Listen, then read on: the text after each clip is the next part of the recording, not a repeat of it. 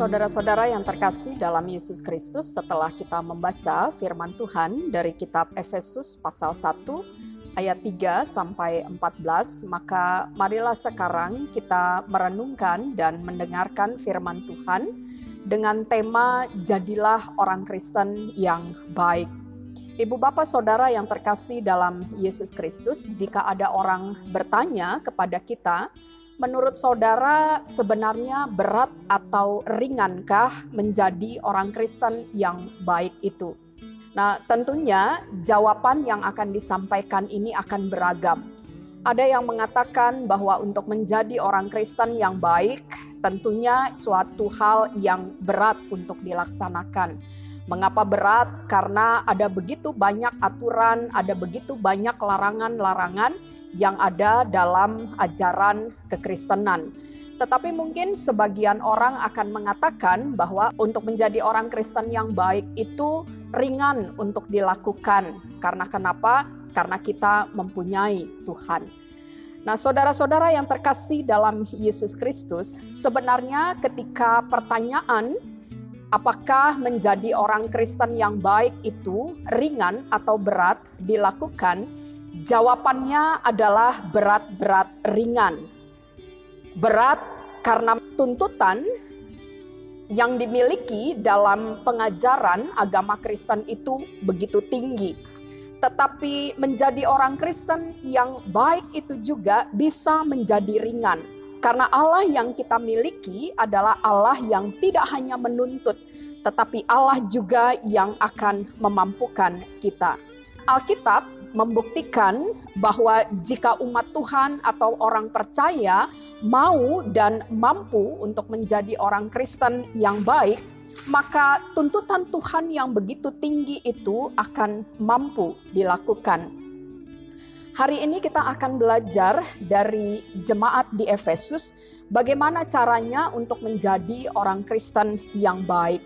Nah, saudara yang terkasih dalam Yesus Kristus, jemaat Efesus ini dikenal sebagai jemaat yang bagus, dikenal sebagai jemaat yang hebat.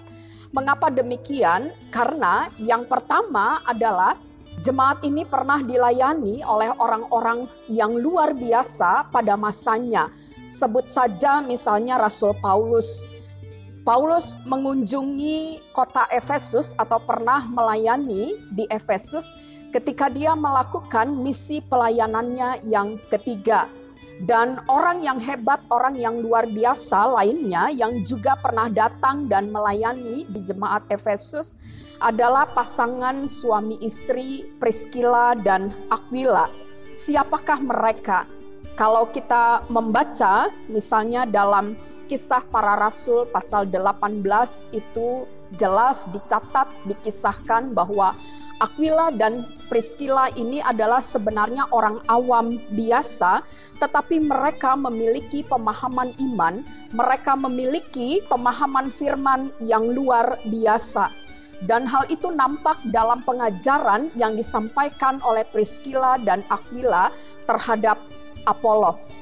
Jemaat di Efesus ini juga pernah dilayani oleh orang yang luar biasa lainnya, yaitu yang bernama Apolos. Kita tahu bahwa Apolos ini adalah seorang yang pandai. Dan bukan hanya pandai, tetapi Apolos ini juga begitu fasih dalam berkhotbah. Atau dengan kata lain, Apolos ini adalah merupakan pengkhotbah ulung pada masa itu. Dan orang keempat adalah murid Rasul Paulus yang bernama Timotius. Itu ada dalam 1 Timotius pasal 1 ayatnya yang ketiga. Saudara-saudara, kelebihan jemaat ini adalah dilayani oleh pemimpin-pemimpin gereja. Jemaat ini pernah dilayani oleh pengajar-pengajar, pemberita-pemberita firman yang bukan orang biasa-biasa saja, tetapi mereka adalah orang-orang yang luar biasa, sehingga tidak heran kalau pemahaman iman, pemahaman Alkitabiah yang dimiliki oleh jemaat di Efesus ketika itu tidak perlu diragukan lagi. Tidak heran kalau dalam perjalanan pertumbuhan dan perkembangan jemaat di Efesus ini, perilaku mereka juga tidak perlu diragukan lagi karena mereka diajar, mereka dibina oleh orang-orang yang luar biasa yang pernah melayani pada saat itu. Dan hal kedua juga yang membuat jemaat di Efesus ini menjadi jemaat yang hebat disebabkan karena gereja atau jemaat ini sangat giat dalam pekerjaan Tuhan. Ketika mereka melayani Tuhan, mereka tidak segan-segan berjerih lelah, mereka tidak segan-segan berjerih payah di dalam melayani Tuhan. Mereka juga dikenal sebagai jemaat yang tidak pernah lelah, selalu gigih di dalam melayani Tuhan. Jemaat di Efesus ini juga dikenal sebagai gereja yang bekerja dengan sepenuh hati, dengan sungguh-sungguh. Hal ketiga, jemaat ini adalah jemaat yang senantiasa bertekun dalam iman. Mereka bertekun dalam percaya mereka kepada Kristus, tetap berpegang pada iman, tetap berpegang pada kekristenan, kendati dihambat, kendati mereka mengalami penderitaan yang disebabkan karena status mereka sebagai orang-orang Kristen.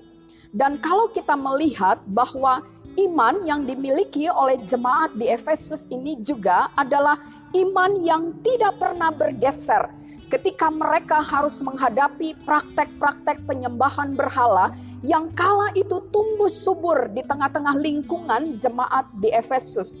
Kita tahu bahwa di Efesus pada saat itu ada banyak didirikan kuil-kuil dan tempat-tempat penyembahan berhala. Tetapi seberapa banyak kuil dan penyembahan berhala yang ada, yang dibangun di Efesus, bahkan hadir di tengah-tengah gereja Efesus pada saat itu, ternyata tidak mempengaruhi iman mereka kepada Tuhan, tidak mempengaruhi kepercayaan mereka kepada Kristus. Justru ketika mereka dihadang dengan praktek-praktek penyembahan berhala, iman mereka justru semakin kuat. Dan hal yang keempat, jemaat ini punya kasih yang tidak pernah padam terhadap Kristus. Apapun yang dihadapi oleh jemaat ini, kasih mereka di antara persekutuan sesama anggota, kasih mereka kepada Kristus juga tidak pernah padam. Saudara-saudara yang terkasih dalam Yesus Kristus, ketika orang-orang di Efesus ini hidup secara luar biasa, ketika jemaat-jemaat di Efesus ini hidup mengikuti tuntutan Tuhan yang begitu tinggi, yaitu mereka senantiasa hidup disiplin, mempertahankan hidup yang bersih, hidup dalam kekudusan dan tidak bercacat di hadapan Tuhan, meski ada banyak tantangan, meski ada banyak cobaan dan godaan yang harus mereka hadapi, meski mereka harus bersusah payah mempertahankan hidup bersih mereka di hadapan Tuhan, tetapi mereka terus-menerus berusaha untuk memenuhi dan mengerjakan tuntutan Tuhan yang begitu tinggi ini. Dan hal tersebut dilakukan bukan dengan usaha mereka sendiri, bukan dengan kehebatan mereka sendiri, bukan karena kemampuan yang mereka miliki, melainkan ketika jemaat di Efesus ini tetap hidup bersih di hadapan Tuhan. Mereka bisa melakukan hal ini semata-mata adalah karena pertolongan dari Roh Kudus. Dan mereka melakukannya dengan mendasarkan diri pada firman kebenaran yang sudah mereka terima dan dengar. Oleh karena itu tidak heran buah dari ketekunan, buah dari kesetiaan, buah dari ketaatan jemaat Efesus terhadap Tuhan, terhadap firman yang sudah mereka dengar dan mereka terima adalah jemaat ini memiliki banyak berkat-berkat rohani dalam kehidupan persekutuan mereka. Saudara-saudara yang terkasih dalam Yesus Kristus, firman Tuhan pada hari ini mau mengingatkan kepada kita sekalian bahwa Allah telah memilih kita. Sebenarnya kita ini bukanlah orang yang kudus di hadapan Tuhan. Di hadapan Tuhan kita ini adalah umat atau orang yang penuh dengan cacat. Namun demikian dengan kebebasannya, dengan kedaulatannya, bahkan dalam kasih setianya, Allah senantiasa mau memilih kita dalam kedaulatan yang dimiliki oleh Allah, maka ia tetap melayakkan kita. Yang menjadi pertanyaan untuk kita adalah, untuk apa Allah memilih kita? Apa yang Allah harapkan kepada kita sekalian ketika Dia memilih kita untuk menjadi umat-Nya? Dalam bacaan kita dikatakan bahwa Allah memilih kita supaya kita kudus, tidak bercacat di hadapan-Nya. Berbicara tentang kekudusan di hadapan Tuhan, berbicara tentang tidak cacat di hadapan Tuhan, ini adalah sesuatu yang sama sekali di luar dugaan kemampuan kita.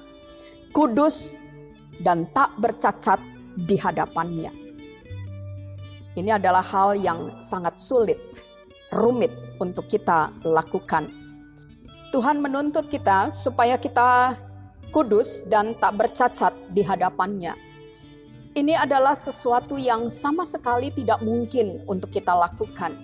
Ini adalah sesuatu yang sama sekali jauh dari jangkauan kemampuan kita. Mengapa? Karena kita diminta untuk hidup kudus dan tak bercacat di hadapan-Nya. Kalau di hadapan manusia mungkin kita bisa berpura-pura, kita bisa bersandiwara.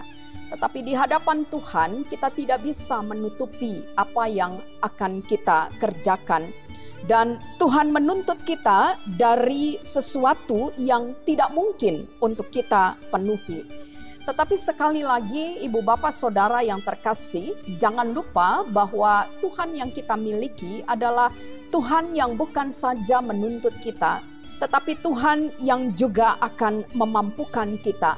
Dan cara Tuhan memampukan kita supaya kita hidup kudus, supaya kita hidup tidak bercacat bercela di hadapan Dia adalah dengan cara memeteraikan Roh Kudus. Dan itu dinyatakan dalam ayatnya yang ke-13. Roh Kudus inilah yang akan menuntun kita, yang akan mengontrol dan menguasai kehidupan kita.